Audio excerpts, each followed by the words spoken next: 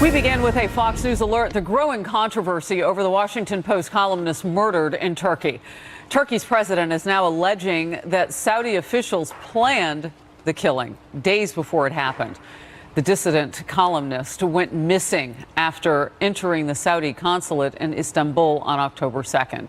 You're watching Outnumbered. I'm Harris Faulkner. Here today, Melissa Francis, Town Hall editor and Fox News contributor Katie Pavlich, syndicated radio talk show host and Fox News contributor Leslie Marshall, and in the center seat today, co-host Fox and Friends, Fox News radio host Brian Kilmeade, author of the book Andrew Jackson and the Miracle of New Orleans, the Miracle of Outnumbered. Yes. What? Hi, Yep. Leslie. Well, part of the problem that I have, that we are here in the media is when you look at somebody like Khashoggi, who actually had a wonderful relationship with the royal family for decades, and he was a very well-respected journalist. And when he started to go against what they were doing in Yemen, when he started to say, I don't want the women arrested that want the right to vote and the right to drive as they do fortunately have now, he had to flee his country. And what message does this send not only to journalists in the Kingdom of Saudi Arabia, but worldwide, that they can't find safe haven in another country if in fact this is true? And I do believe that it is true. And in addition to that, what kind of a message does it send to the world when you are a king or a queen of a kingdom, any kind of a monarchy or even a dictatorship, that you can in a sense get away with murder? Because I don't think that we will ever find this man's body. None of his writing justifies what allegedly happened to him. Absolutely. President Trump issuing a new warning over that growing migrant caravan inching north toward the United States. In an exclusive interview with USA Today, President Trump calling it, quote, an assault on our country, and vowing to send as many troops as necessary to the southern border to secure it. Also yesterday, the president blaming Democrats for encouraging illegal immigration and raising some serious national security concerns. Take your camera, go into the middle and search. You're going to find MS-13, you're going to find Middle Eastern, you're going to find everything. And guess what? We're not allowing them in our country. We want safety. What's happening on the border was caused by the Democrats because they won't let anybody change immigration laws that are horrible, the worst anywhere in the world. Democrats who in the past have been very critical of the president's immigration proposals are now staying largely silent on the issue. The reluctance may stem from concerns that just 2 weeks before the midterms, such a fight might energize Republican supporters with little effect on their own voters. This is an interesting question. Leslie, I'll start with you because, it's here we are 2 weeks ahead, as we said. You don't really know how that issue is going to play because it's hard to get inside of the minds of the people who are looking at the video. When we saw our own reporter down there earlier today, you are seeing children. You're seeing really pitiable scenes.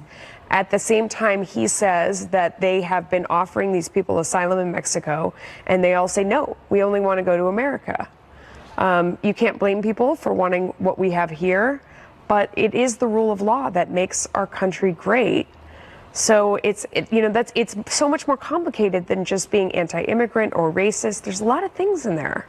Well, I think honestly that the caravan is in a sense a talking point at this point with the midterm so close that was sent from heaven for the president and the GOP to say the least. And this is why some Democrats are, holding back. Look, people on my side of the aisle care about immigration just as much as people on the other side of the aisle. But when it comes to the wall and when it comes to what type of reformation in order to achieve that goal, obviously it's very different. But there is rhetoric, I know that on my side, that they get angry with that the president has made with regard to Middle Easterners, and former senior intelligence officials say no evidence of that, or MS-13, and some people say, oh, more fear-mongering. But quite frankly, it could incentivize both sides to come out, because the president has said that this election is going to be about Kavanaugh and going to be about Caravan. Wait, let me stop because we had that soundbite.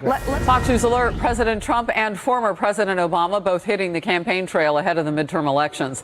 Last night, President Obama took the stage in Nevada, just 2 days after President Trump held a rally there, each of them stumping for their political parties' respective candidates. Republican Senator Dean Heller is in a tight race with Democrat challenger Jackie Rosen.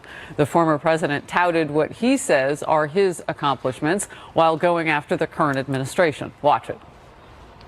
When you hear all this talk about economic miracles right now, remember who started it. Folks, should want to see a restoration of honesty and decency and lawfulness to our government. We are not supposed to pressure the Attorney General or the FBI to use the criminal justice system to try to punish political opponents. That's not how America works. That's how some tin pot dictatorship works. That's not supposed to be America. Meanwhile, Senator Dean Heller says he welcomes the former president's stumping for his opponent. I want President Obama to come to Nevada to remind Nevadans how bad it used to be. That's exactly what, I mean, we were hurt. Like I said, 60% of the homes in Nevada were underwater under his administration. You know, that's virtually zero today.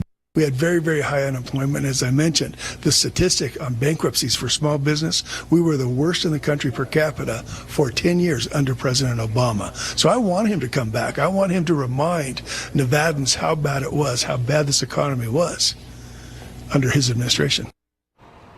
And Senator Heller is not the only one predicting that President Obama's presence will help Republicans. BuzzFeed News is reporting, quote, Obama didn't come to Nevada to make news, and he mostly didn't. He said to be afraid his presence would backfire, give Trump a foil, and energize the Republicans who Democrats hope will stay home in November, end quote. Brian. By the way, if you just look at the back of his baseball card, which keeps his statistics, Barack Obama is great at getting himself elected, but he's not great at getting anybody else elected. But he goes into Nevada, the only place in which there's a red state senator that Hillary Clinton won. And this is a place that Dean Heller was trailing at. He seems to be surging at. What I found astounding about President Obama's speech is that he seems to be blaming President Bush for 6 years of the distress in his economy, and now taking credit for Donald Trump's first 2 years. I've never seen anything like it. So he is taking credit for this when he's actually has nothing at all to do with this, because you can't at one point talk about how Donald Trump has made such a negative impact, at the same time take credit for his positive impact. Leslie?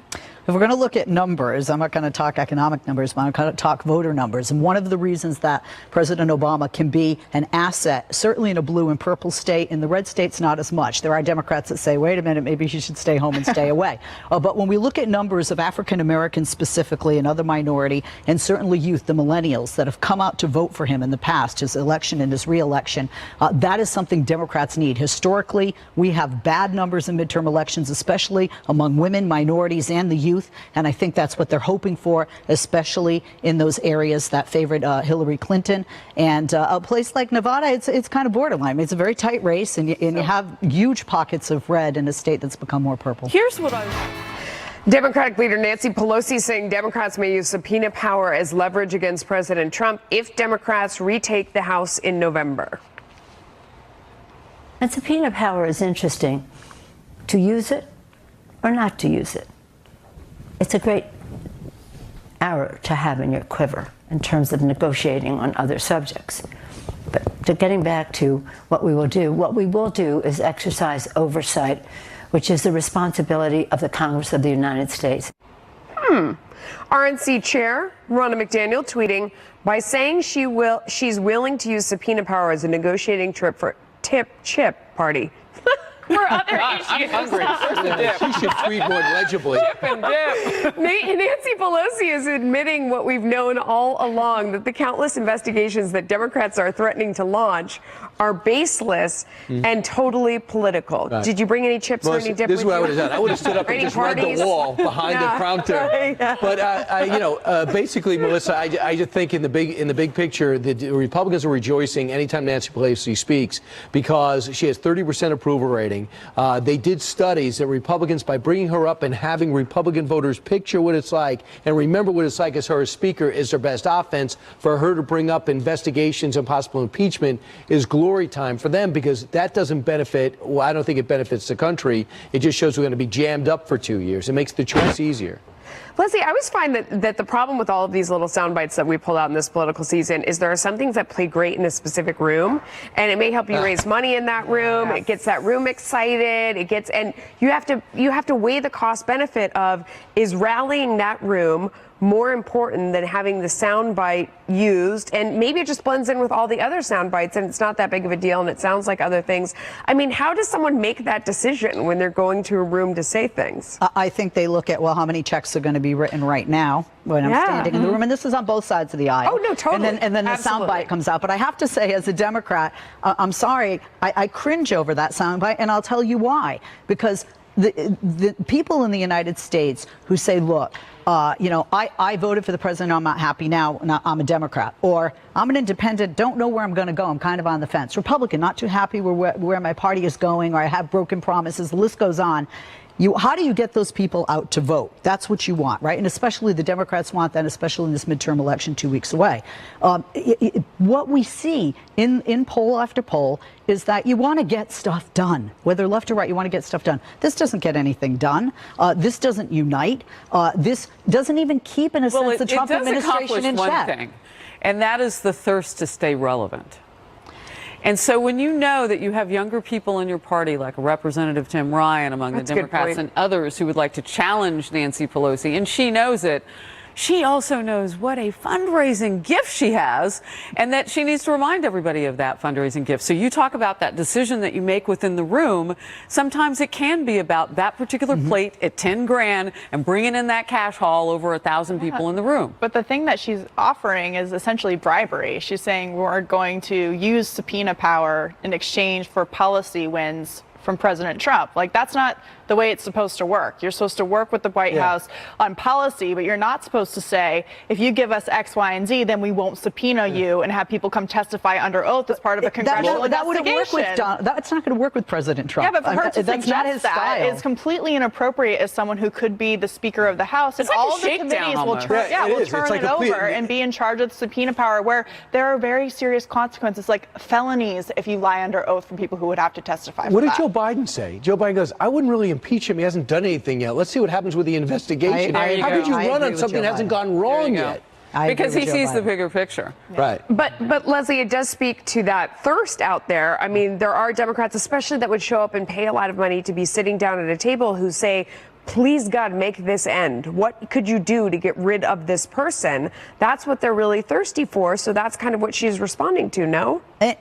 She is, but the problem is with my fellow Democratic voters, impeachment doesn't remove a president. Bill Clinton was impeached and remained to be president. The only way that you can remove a political body is to go out and vote for somebody to replace them. And that's why Democrats have to get out in 2 weeks and to vote blue. And that's why they need to put a very, very strong candidate, who I've written about for FoxNews.com, I think is Joe Biden, to unseat the president in 2020. All right.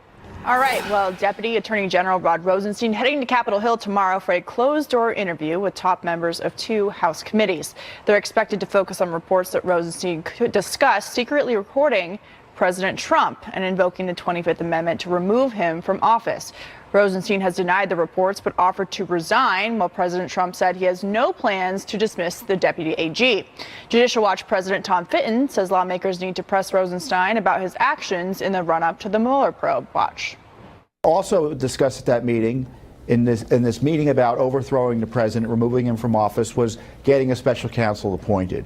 So I just hope they focus on the appointment of the special counsel, because this is all about the Mueller operation and protecting the Mueller operation from being questioned about its core, about the way it was created, which was corruptly. Leslie? Well, I honestly was going back and forth with, is it a good idea for it to be in private? You know, should it be in public? I think actually at the end of the day, it is good that it's private, because we have to protect the integrity of not only an ongoing investigation, but certainly the FBI and our intelligence community. And this is what I'm concerned would happen, which is another reason I'm glad it's in private, is I think people out there who just think FBI bad, Mueller investigation is just, a hoax and a witch hunt. That's what I think they were hoping to fan the flames of with this testimony. And I think with it being behind closed doors, there won't be the circus, if you will, because people won't, left or right, be just putting on a political show. There's just going to be direct Q&A.